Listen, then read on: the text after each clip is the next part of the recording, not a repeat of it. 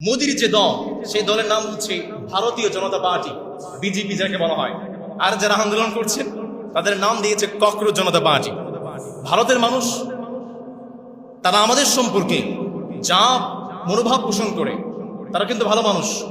তারা মিডিয়া ট্রায়ালের শিকার। একজন সাংবাদিক আছে না, ময়ূক রঞ্জন, তাকে আমি সাংবাদিক বলি না, তাকে বলি আমি সাংঘাতিক।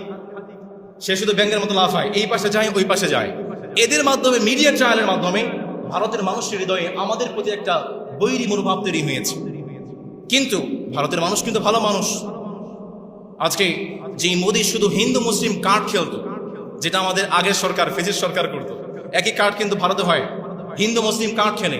আজকে সকালে দিল্লির জনগণ স্লোগান দিচ্ছে হিন্দু মুসলিম ভাই ভাই। তারা বুঝতে শুরু করেছে আজকে মোদির ভিড়টা এতটাই নড়ে গিয়েছে, গত রাতে মধ্যরাতে এসে মোদি লাইভ করে একটা বার্তা দিতে বাধ্য হয়েছে। সুতরাং আল্লাহর বার্তা কঠিন বার্তা, ধরে ধরে ধরে না ধরলে আল্লাহ। বাংলাদেশের মানুষকে আল্লাহ তাআলা যেভাবে জালিম থেকে, স্বৈরাচার থেকে বাঁচিয়েছেন, আল্লাহ তাআলা ভারতের মানুষদেরকেও জালিম থেকে বাঁচায় দিন। চিল্লায়ে পড়েন আমিন।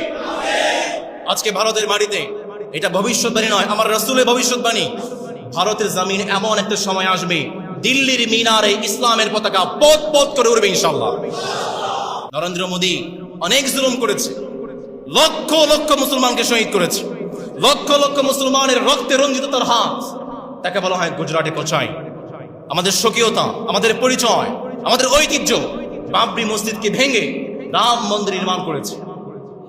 জুলুম কিন্তু স্থায়ী হয় না, জুলুমের ক্ষয় আছে, জালিমের লয় আছে, সত্যের কোনো ক্ষয় নাই।